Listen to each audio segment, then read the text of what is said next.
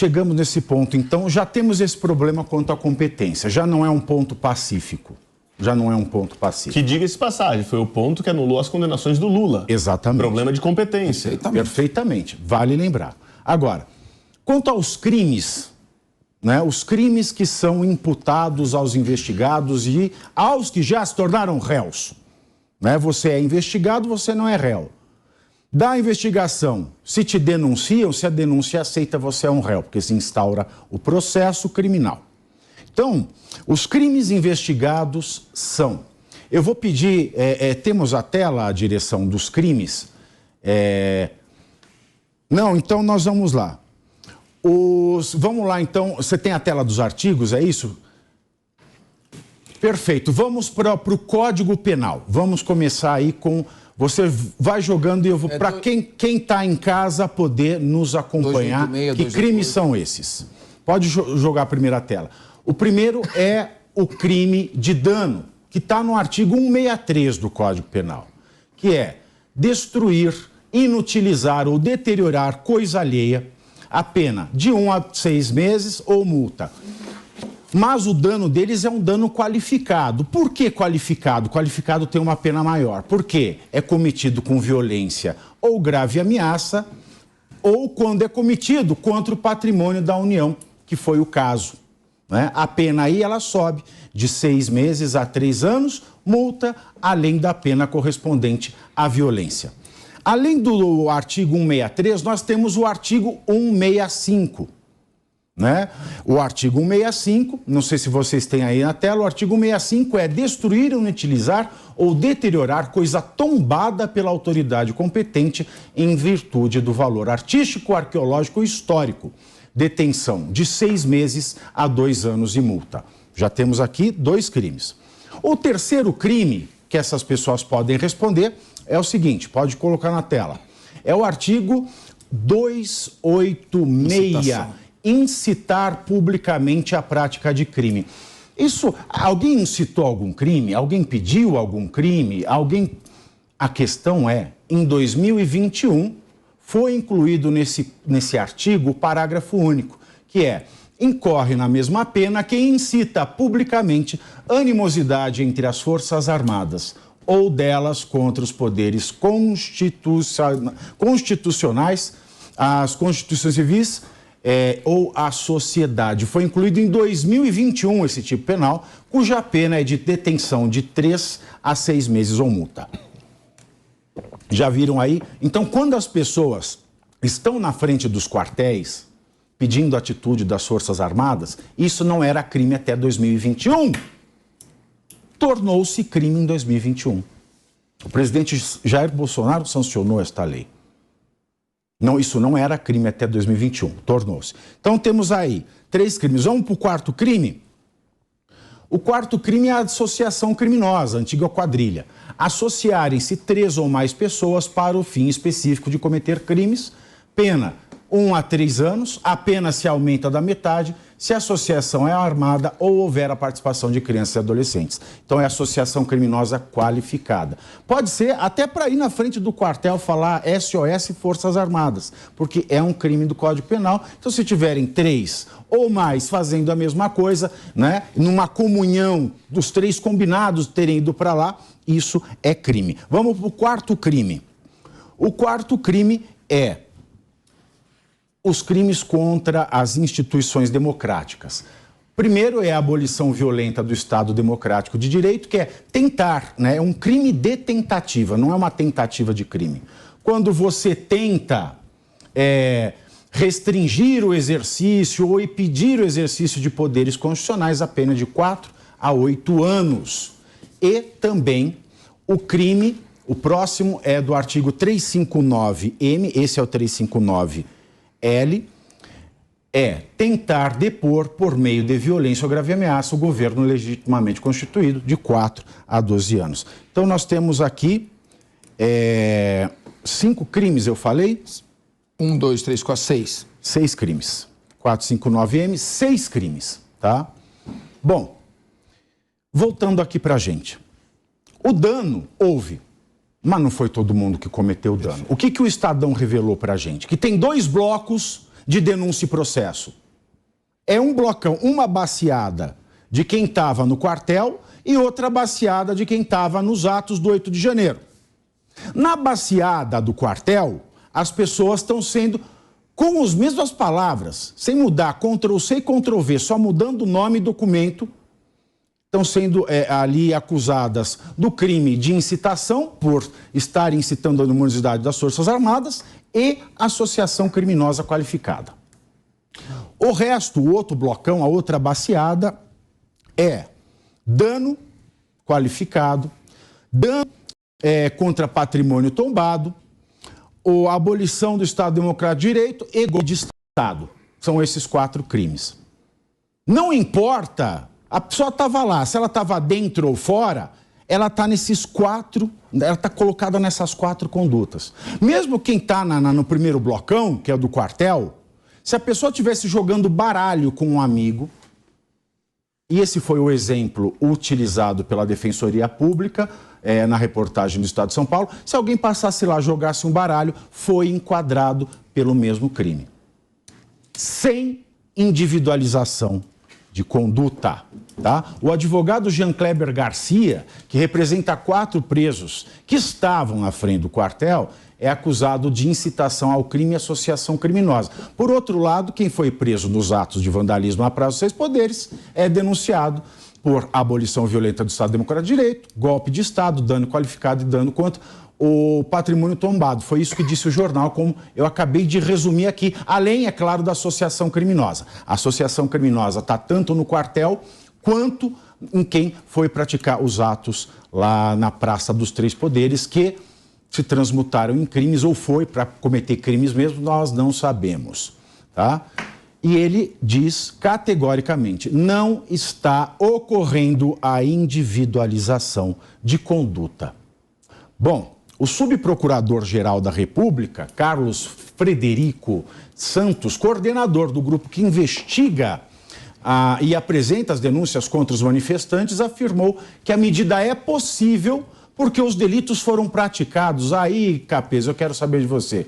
Porque os delitos foram praticados numa modalidade chamada de crimes multitudinários. E a jurisprudência permitiria tanto a denúncia quanto a conversão do flagrante em preventiva por conta de ser um crime multitudinário. O que é isso, Capês? Bom, o crime multitudinário é o crime praticado em multidão ou tumulto.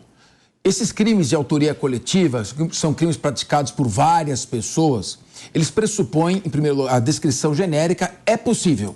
A jurisprudência permite, nesse ponto ele está correto, é possível a descrição genérica, até porque seria inviável a descrição individual de cada conduta. Certo. O que nós temos que verificar é o seguinte... Então, assim, só para a pessoa de casa entender. É possível descrição genérica. Se eu estou num baile funk, por exemplo, e está rolando um tráfico no baile funk, se bem que tráfico não é tão grave, vamos pensar num crime mais grave aí. É uma rixa, uma pancadaria geral. Enfim, agora são 14 horas e 35 minutos. E nós estamos falando, analisando, se nós estamos... Eu quero responder essa sua colocação. Ou não. Se eu estou numa aglomeração, só porque eu estou lá. O baile é legal, a prefeitura deu alvará para ele acontecer, deu autorização, eu fui para esse baile, mas está rolando lá um esquema de tráfico, vamos para o tráfico mesmo. Legal. Se eu for preso, né, apareceu a polícia, né, todo mundo, mão na cabeça, vagabundo, vamos para caçamba. O que pode acontecer? Eu posso ser preso? É possível a descrição genérica, porém, é imprescindível que todos aqueles denunciados, todos aqueles colocados genericamente na denúncia, estejam ligados por aquilo que no juridiquês chama-se de liame subjetivo. O que é isso? É necessário que a denúncia demonstre que todos aqueles que estavam ali desejavam cooperar mutuamente para a prática desse crime. Não é porque se encontrava ali que está caracterizado o crime. Não é porque você está como você disse, numa boate, o que você usou? Num baile funk. Num baile funk. E não é porque você está ali que você vai ser responsável. Num baile. Pancadão. Um pancadão, que você vai ser responsabilizado pelo que ocorre lá. É necessário demonstrar que a pessoa que foi incluída na denúncia, naquela autoria coletiva, auxiliou, ou seja, ela quis contribuir efetivamente, induziu, ou seja, ela deu a ideia, ou ela instigou, ela reforçou uma ideia pré-existente para a prática do crime. Se não houver isso, o fato de você estar andando simplesmente na esplanada dos ministérios não significa que você contribuiu para a destruição do bem público ou para a deposição dos poderes constituídos. É nesse ponto que é preciso tomar cuidado para que não se ofereça uma denúncia, sejam mantidas as pessoas presas, para afinal esse processo nunca ser julgado ou terminar lá na frente em absolvições. Então, quem é que entrou no prédio com violência, destruiu bens? Está aqui os crimes que você falou. Dano qualificado, não há dúvida, mas incitação ao crime qualificada, associação criminosa e, eventualmente, até mesmo o crime do artigo 359, letra L, que dá uma pena altíssima. Para esses que estavam lá dentro praticando delitos, destruindo patrimônio público, incitando os outros a também entrar, esses têm que ter um tratamento diferenciado e uma descrição bem específica. Agora, é preciso tomar cuidado com a baciada, de pegar pessoas que estavam simplesmente caminhando ali, ou que estavam ali muitas vezes protestando, pedindo democracia, transparência, não sei o quê, mas não estavam postulando pela derrubada de nenhum dos poderes. É esse cuidado que é preciso fazer. Não é porque a jurisprudência permite, e ela permite, a descrição genérica, que você pode jogar todo mundo naquela descrição, como disse, eu espero que não seja isso que esteja acontecendo, porque eu não li a denúncia, com uma tecla de copiar e colar e jogando as pessoas ali. Espero que não seja isso. Bom, segundo a reportagem as peças eram idênticas, só se mudava nome e documento. Alguma consideração, Felipe? Não, sim, não dá para defender de forma alguma a narrativa genérica da participação de cada um dos agentes, né? Se a jurisprudência caminha nesse sentido, tem que mudar a jurisprudência, né? É um absurdo o Código de Processo Penal falar que as condutas têm que ser individualizadas. A nossa Constituição Federal, é um valor constitucional isso, coloca claramente que tem que ser individualizado. Logo, o Ministério Público, o Estado, ao propor algum tipo de processo contra alguém, tem que individualizar a conduta. E por que tem que individualizar a conduta? Porque na nossa Constituição Federal também tem o princípio do contraditório da ampla defesa. O advogado, para defender o agente, né, para defender o suspeito, ele tem que saber exatamente qual que é a conduta do cliente dele, né? Sem isso, não tem como você defender. Então, assim, então é um absurdo, tem que ter individualização da pena, sim. Eu até entendo o capês, por exemplo, existem algumas situações que é muito mais simples, né? Por exemplo, briga de torcida organizada, tá? Sei lá, as duas torcidas organizadas contribuíram numa briga, então a conduta é uma só, né? Morreu alguém dentro dessa briga. É muito fácil você precisar que, por conta disso, se deu... Mas você mas mesmo assim, você tem que descrever... Sim. Não, mas só um minuto, você falou uma coisa importante. Mesmo assim, sim, precisa descrever que a pessoa brigou. Ainda que seja imputação genérica, você está nessa denúncia porque você também brigou. Para a pessoa poder se defender dizendo, não, eu não estava nem lá, ou eu estava num outro local, eu não dei um soco. Ô, Capês, mas deixa eu te perguntar uma coisa. Deixa eu tirar a dúvida dela. Não, é só uma dúvida para qualquer um de vocês. Mas então, quando que essa imputação genérica funciona? Nunca. Ela é muito usada, nunca. A imputação genérica é muito usada em crimes societários. E é fonte de grandes injustiças. Então você pega ali o ato constitutivo da empresa, pega todos que estão na administração e denuncia todos por crime de fraude tributária, por exemplo, quando somente foi um dos administradores que assim praticou. E a pessoa responder a um processo, Deise, é dizer que não pode ser imputação genérica e no final você vai ser absolvido. Ser réu, responder a um processo é um gravame altíssimo, elevadíssimo. Não se pode ter qualquer tipo de menosprezo com a dignidade, com a honra das pessoas e submetê-las a processo criminal sem que haja um indício forte de participação. E aí o risco, embora a jurisprudência admita a descrição genérica, é preciso muita cautela para quem está entrando ali. Às vezes a pessoa viajou, estava naquele dia e resolveu participar. Ela não está se associando a ninguém criminosamente. Ela não está incitando nada. E, no entanto, ela está presa. Então é preciso que seja verificado. Já tinha que ter sido verificado nas audiências de custódia. Vamos lá, então. Eu vou passar para esses artigos de lei, nós vamos debater esse tema aqui. Pelo que eu entendi aqui, veja, me corrijam se eu estiver errado. Se eu for pego, né, num momento em que eu tenho O fenômeno do crime multitudinário, ou seja, a briga de torcida. Vamos para a briga de torcida. Eu fui levado em flagrante. Fui levado lá para a DP, né? Eu posso ser preso, porque é a situação do crime multitudinário. Crime de rixa. Mas eu não posso continuar preso se não individualizarem a minha conduta. É isso? Não. Você, infelizmente, com a descrição genérica, o que vai pautar a determinação da prisão ou não é a descrição. Você foi denunciado por este crime.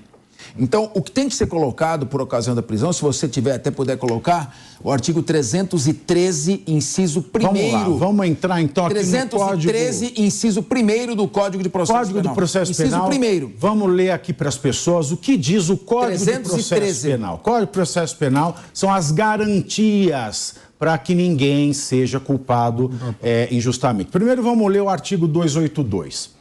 A prisão preventiva somente será determinada quando não for cabível a sua substituição por outra medida cautelar, observado o outro artigo deste Código. E o não cabimento de substituição por outra medida cautelar deverá ser justificado de forma fundamentada nos elementos presentes do caso concreto, de forma individualizada. Agora vamos para o artigo 310. Temos aí o artigo 310 também do Código de Processo Penal.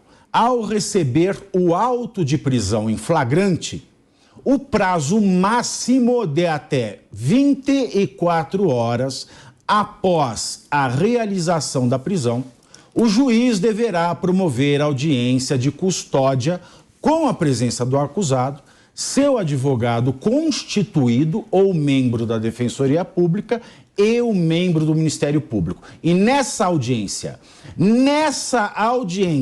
no momento desta audiência, o juiz deverá fundamentadamente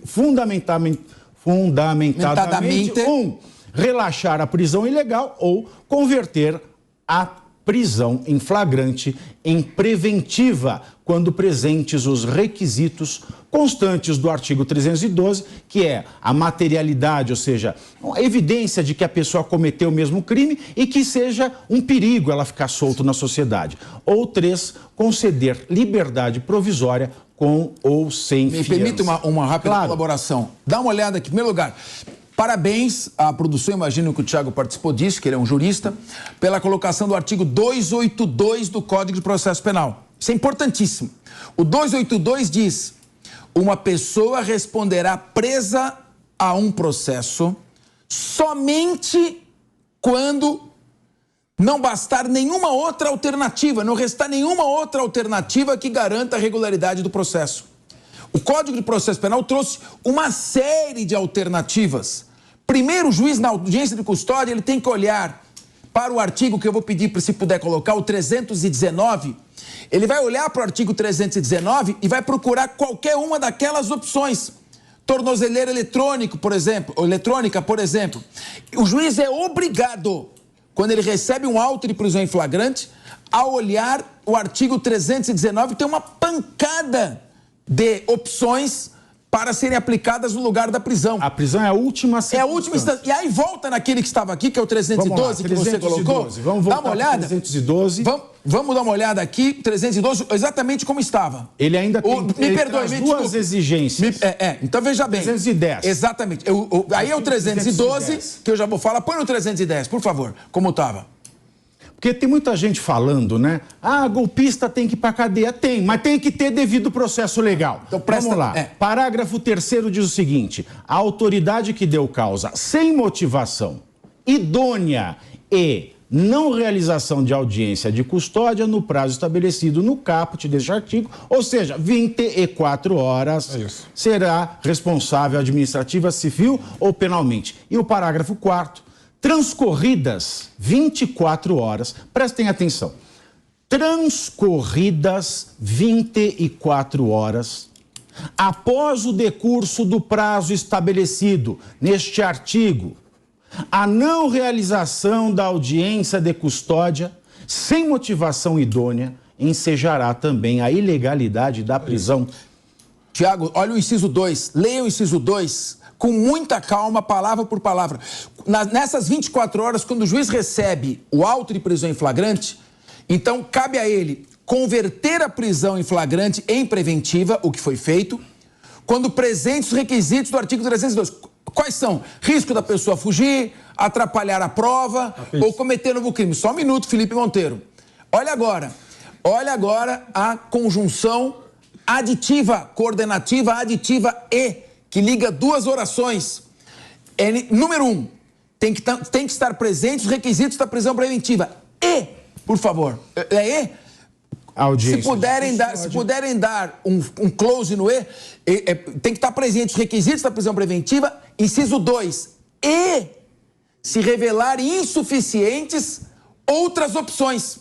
Então, o juiz é obrigado a olhar o artigo 319, consultar todas as opções e somente se nenhuma delas for suficiente é que ele decreta a prisão. A prisão preventiva é exceção, não é regra.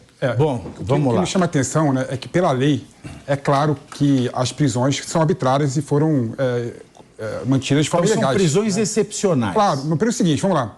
Primeiro que todo mundo sabe... Se é excepcional, é de exceção. A lei fala claramente o seguinte, que em 24 horas do ato tem que se instaurar a audiência de custódia. 24 horas. Demorou até 3 dias.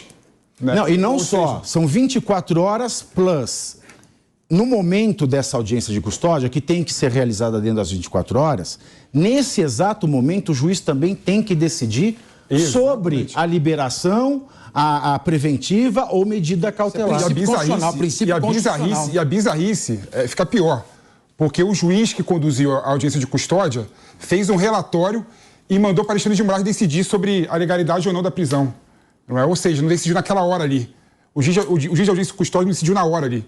Então, por vários fatores, evidencia-se que a prisão é ilegal. Né? Primeiro que, se o Estado não tem condição de realizar a audiência de custódia, tem que liberar todo mundo. E aí, Felipe, só um outro ponto. Antes que se questione aqui, mas a questão da quantidade de pessoas envolvidas, a necessidade ou não da audiência de custódia, a constitucionalidade ou não. Teve discussão recente no STF, com maioria já formada, pela validade e obrigação da audiência de custódia. Então não adianta se relativizar, mas pela quantidade de pessoas, mas pela excepcionalidade. O STF, em sua composição plena, não foi decisão monocrática, não foi turma, definiu por maioria de votos que a audiência de custódia é constitucional e deve ser realizada. Olha, posso falar que não teve audiência de custódia? Do ponto de vista do código, não. Que se a audiência de custódia é aquilo que acontece em 24 horas do flagrante e na qual se toma a decisão pela continuidade da prisão, pela conversão em medidas alternativas ou liberação, se a audiência de custódia é isso, teve audiência de custódia? É o exemplo que eu dei outro dia, parece casamento coletivo, põe todo mundo falando um sim sem analisar o que cada um quer de verdade. E mais um ponto, viu, Capês e Pavinato, que eu trago do ponto de vista jurídico. Existem, em relação a todos esses pontos já muito bem trazidos por vocês aqui pela legislação, as condições da prisão cautelar. E uma delas é a pena aplicada no crime que você responde. Quando você não individualiza a conduta, quando você faz essa denúncia de forma coletiva, você cria, às vezes artificialmente, uma possibilidade de responder por uma pena que cabe à preventiva. Quando, se você tivesse a conduta individualizada, se aquela pena não superar a pena prevista para que você possa ser preso preventivamente, não poderia. Então, o Ministério Público usa, e não é nesse caso. A gente que é advogado sabe essa estratégia. Quanta ação de improbidade que depois resvala em ação de corrupção, essas coisas, que o Ministério Público pega lá, conduta genérica, para quê? Põe associação, põe isso, põe aquilo, porque são crimes com penas altas. Porque se alguém fosse responder só pela depredação, isso e aquilo, sequer caberia prisão preventiva. E imagina, além do sujeito do baralho, já pensaram no entregador de aplicativo de comida que foi em frente ao quartel, no infeliz dia e horário que estavam ocorrendo as prisões, que alguém pediu lá a comida e a pessoa, num ato lícito de entregar comida para alguém em frente a um quartel, sem estar fazendo parte de nada, preso, seu veículo talvez apreendido, sem qualquer descrição dessa conduta? Ou aqueles que, por uma conduta de 6 meses a 1 ano, sequer poderiam ter uma prisão cautelar, porque não atinge a pena prevista para prisão cautelar? É colocar todo mundo num pacote para burlar a lei e dar prisão preventiva com um expediente que aí sim eu critico, iniciado lá na Lava Jato. É prisão preventiva para conseguir gente confessando. É prisão preventiva para conseguir prova que não se tem. É para ver se o seu Anderson Torres, mantido preso, fala alguma coisa que interessa a alguém. Esse expediente, senhor Augusto Aras, que o senhor exemplarmente criticou e fez questão de tirar lá da Lava Jato que vinha acontecendo, o senhor deveria, com o mesmo critério, o mesmo rigor e com a mesma competência que o senhor tem, estar questionando no presente caso. Então, vamos lá. Eu vou voltar com o Capês para tirar mais uma dúvida e vou perguntar algo para a Deise, que é essencial para o jornalismo e também essencial para o público do jornalismo. Bom, Capês, nós vimos aí então, precisa ter. Foi pego em flagrante? Foi. Foi pego em flagrante? Foi. É possível o crime multitudinário? É. Se a pessoa estava jogando baralho ali, dançou. Né? Foi pego ali no flagrante. Agora, foi pego, tá certo. Cometeu o crime? Pode ter cometido. Tem que investigar, tem que processar. Mas para manter preso, primeiro tem que ter audiência de custódia. Audiência de custódia é aquilo que acontece... 24 horas. 24 mais decisão dentro da audiência. Não teve... Bom, já deveria ter liberado. Essas pessoas continuam respondendo processo, é isso que eu quero dizer. E mesmo realizada, atender a determinados requisitos. Não é só cumprir tabela em fazer audiência de custódia. É verificando requisitos. Porque senão o primeiro inciso fala o quê? Relaxar a prisão. A regra, o primeiro inciso é relaxar a prisão. Se verificados os aspectos necessários, manutenção. Relaxar a prisão, primeira opção. Segunda opção, conceder liberdade provisória. Com medidas cautelares. Aí agora, a pergunta que eu te faço, só prisão preventiva por último. Essa daqui é o seguinte, todo mundo fica falando assim, golpista tem que ir preso. É o argumento. É um argumento uníssono. Ah, golpista tem que estar preso. Não, golpista tem que responder pelo crime. E se for condenado, tem que ir preso. Isso é um ponto. Agora, enquanto transcorre o processo... ele podia estar respondendo em liberdade. Isso não quer, essa discussão não quer dizer que essas pessoas são inocentes, nem que são culpadas. Eu tenho muito medo dessa frase, porque ela traz um componente político. Nós estamos discutindo aqui direito. O que nós estamos falando aqui é algo que vale para todas as pessoas. Não importa a orientação política, ideológica ou partidária. Nós estamos falando daquilo que é justo e do que não é justo. Quem trata com esse desprezo à liberdade alheia está criando uma situação que vai voltar contra ele futuramente. Porque se você admite violação à Constituição, às regras do Código de Processo Penal, quando lhes são convenientes, você não pode reclamar depois. Quando houve a Lava Jato, eu vi aqui o Alexandre Bissoli falando, eu fui crítico de várias ações da Lava Jato.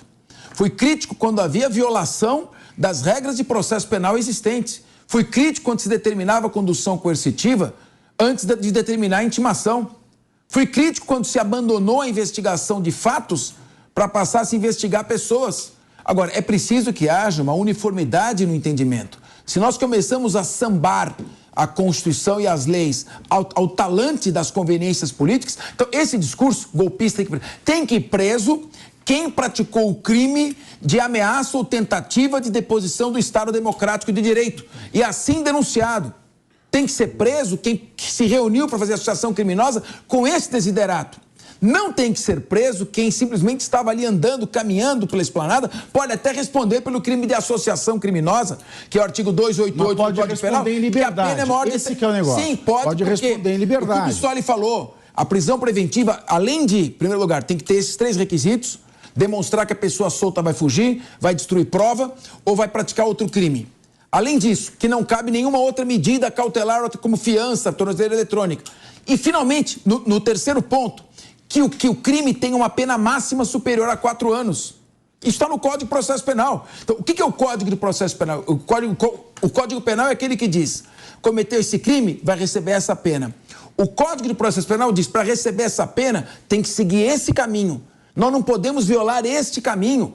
Porque senão nós criamos um Estado perigoso e autoritário para o futuro.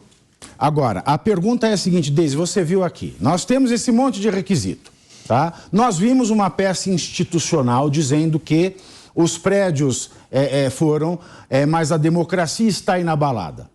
Se a democracia está inabalada, vale o direito do Estado. O direito do Estado, ele fala tudo isso aí que a gente viu. Repito, ninguém está falando aqui que ninguém cometeu crime que ninguém é culpado e que ninguém é inocente. O que se está dizendo aqui, com provas agora trazidas pelo jornal O Estado de São Paulo, é que nós temos presos provisórios políticos, porque se não é juridicamente, é politicamente. Deise, só um minuto. O que nós estamos dizendo aqui é o seguinte: todos que cometeram crimes devem responder por estes crimes na medida de sua culpabilidade, como diz a lei. Quem não cometeu esse crime não pode responder porque o outro cometeu e ele estava perto. Mas sabe o que eu acho? Então, é isso que eu queria te perguntar. Como jornalista, tá, que sempre tratou, muita gente falava em terrorismo primeiro, e não tem nada de terrorismo, como se viu, né? São esses crimes que eu trouxe aqui, são todos que estão envolvidos nas acusações, nos processos até agora. E o público, isso, golpista vai como se tivesse um crime. Esse crime é antidemocrático, é muito sério. O estupro também é antidemocrático, o tráfico também é antidemocrático. Não existe crime democrático, afinal de contas. Então, todo crime é crime, se vale o direito. Quando a gente vê, assim, descaradamente, uma pessoa comum lê um jornal e fala: não tem garantia processual, você não tem garantia democrática. Não dá vontade de você falar: opa, peraí, nós estamos num estado de exceção. A regra está sendo excepcionada para esse caso. E também dá um medo ao mesmo tempo. Se eu disser isso, o que vai acontecer comigo? Sabe, Pavinato, que eu obviamente, né, todo mundo sabe, eu não sou especialista em direito, sou jornalista e cientista política. Eu estava escutando o Capês falando aqui, mostrando os artigos, e qualquer leigo entende o que está sendo ignorado, né? Eu acho que isso é uma premissa bem básica, assim, o Capês deu uma aula, que vocês deram uma aula. Aí tem um ponto que preocupa, assim, eu acho que a nossa democracia, isso foi uma coisa que eu sempre defendi, ela não é plena, né? Ela está num desenvolvimento ad eterno. Mas ouvindo vocês falarem aqui, reitero um ponto de vista que eu tenho. Eu fui muito xingada e execrada no ano passado quando eu falava que nem todas as pessoas que estavam em frente aos quartéis eram golpistas. Mas aí a gente volta para aquele ponto que a gente vive, que é uma batalha de narrativas. Então, parece hoje que se tudo que aconteceu nos últimos 4 anos não for colocado com a pecha de golpista, fascista, genocida, é como se tu fosse conivente com isso, né? Então, o que acontece nessas manifestações de 8 de janeiro, né? No vandalismo de 8 de janeiro? É óbvio que tiveram pessoas ali que quebraram os 3 poderes, né? É óbvio que tem pessoas ali que merecem o rigor da lei, mas existe um consenso e um senso comum de que todas as pessoas de direita hoje, elas são extremistas. E isso é um ponto que eu tenho alertado já há algum tempo. Assim, nem toda pessoa de direita é de extrema direita e nem toda pessoa de esquerda é de extrema esquerda. Mas me parece que existe um empenho político e às vezes judiciário, principalmente ouvindo o Capês falar que existe um empenho político e judiciário para que se coloque no mesmo balaio todas as pessoas que estavam ali nos 3 poderes. E existem, como existiam na frente dos quartéis, pessoas que estavam ali apenas se manifestando pacificamente ou usando do seu direito de liberdade de expressão, como existia no 8 de janeiro. Mas me parece que tem uma motivação política que é muito maior e faz com que a gente reitere aquele velho ponto, né? A democracia no Brasil ela é uma coisa em eterno desenvolvimento e ela nunca vai ser plena, né? Ela parece sempre muito imatura. E aí, ouvindo o Capês falar, assim, eu reitero meu ponto de vista. Eu acho que existe um serviço maior que está querendo colocar todo mundo no mesmo balaio, como se todo mundo de direita fosse extrema-direita, fascista, genocida, e não se aceita um argumento contrário, né? E isso vem muito no discurso desse governo que assumiu agora, né? Então, todos eles que estão lá, que fizeram parte desses 4 anos, eles são o inimigo a ser combatido e a ser aniquilado, né? Agora, o Felipe quer um cara progressista, de esquerda, votou no Lula. Mas não é lulista, votou no Lula, tá? Pergunta. Não, você que é um cara que conversa com a direita, e eu sou um cara que conversa com a esquerda, desde que a conversa seja racional. A gente é amigo por causa disso, porque a gente pode conversar. Não dá a sensação de que nós estamos num estado de exceção, porque basta uma exceção para que o estado seja de exceção. Sim, eu concordo com essa sua premissa, Pavinato. E o que me deixa extremamente incomodado é a banalização do uso do direito penal, né? Por exemplo, todos os artigos que a gente leu aqui, na minha opinião, o único que se incide sobre o caso é dano sobre patrimônio público, né? Primeiro, incitação ao crime equiparado pela animosidade das Forças Armadas. Crime de incitação só faz sentido quando a pessoa que fala tenha potencial de realmente incitar as Forças Armadas, né? A tia do Zap, que está na frente dos quartéis, não tem possibilidade nenhuma e potencial nenhum de fazer o que as Forças Armadas se volte contra os poderes instituídos. Então, poxa, não tem que estar com essa banalização do direito penal. Você acha que é um crime impossível? Eu acho um crime impossível. A abolição violenta do Estado Democrático de Direito. Poxa, se eu invadir o STF, né, eu tenho propensão de mudar estruturas de poder instituído? Não, você invadiu... Para eu fazer isso, Capês, eu tenho que ter... Para eu incidir nesse crime, eu tenho que ter uma estrutura intelectual por trás que vai mudar o poder instituído por outro poder. Né? Senão você não tem como colocar nesse artigo do Código Penal. Então, assim, a banalização do Código Penal, a banalização do uso do direito penal, me incomoda profundamente. Mas tem banalização de tudo hoje, dos termos fascista, genocida, termos que são caros para a história, que são extremamente perigosos de serem utilizados de novo, né? De forma alguma aqui defendendo ninguém do dia 8 de janeiro, mas tem uma banalização de tudo hoje, e isso é muito perigoso. Essa guerra de narrativas, ela está deixando tudo muito superficial. Eu acredito como até estrategicamente a investigação deveria se concentrar na prisão daqueles que organizaram o evento, financiaram o evento e daqueles que ingressaram para praticar atos de destruição. Focando nestes, você teria um processo mais rápido, mais célere, com uma resposta penal mais incisiva. Vai acontecer que jogando um monte de gente, essa baciada de réus, como é que esse pessoal vai ser julgado? Quantas instruções vão ter que ser feitas? Quantas alegações finais vão ter que ser? Tudo isso vai ser deslocado para o juiz de primeira instância. O Supremo não vai conseguir fazer isso. Então, na verdade... E a competência já seria da primeira instância? O juiz de primeira instância que tem a competência, ele foi tirado da competência e ele vai fazer a instrução. Que coisa. Que coisa. Eu tenho muito medo de clamor popular. Tenho muito medo. Clamor popular leva a linchamentos, leva a decisões precipitadas, leva a grandes injustiças e depois fica difícil você reparar o erro. Bom, pelo que eu entendi aqui, o Brasil carece, então, de garantias fundamentais. A Constituição não está sendo respeitada. Sim. Então resta-nos rogar para que o STF, que é o pleno que vai decidir, né, quando os casos acontecem assim, é o pleno do STF que vai dar a palavra final, só ele pode. É isso. Eu acho que eu defendo... Eu rogo muito para que o STF... Eu defendo um diálogo. O Rodrigo Pacheco é um grande jurista, um grande processualista. Quem não conhece, às vezes as pessoas criticam de longe, mas ele é um excelente advogado. O Augusto Aras, ele está tentando colocar uma ponderação nas atuações do Ministério Público Federal. Estas autoridades têm que dialogar com o Supremo Tribunal Federal, procurar um caminho. Nós não podemos continuar com essa resposta tão incisiva e antidemocrática. Porque quem está preso, sim, tem que ser pressa. rápido, as coisas têm que ser resolvidas com mais rapidez. E eu não acredito em confrontos. Os poderes são independentes, mas são harmônicos. E está faltando essa harmonia, essa discussão. O Rodrigo Pacheco pode liderar este processo, porque ele é presidente do Senado Federal e um brilhante advogado. Bom.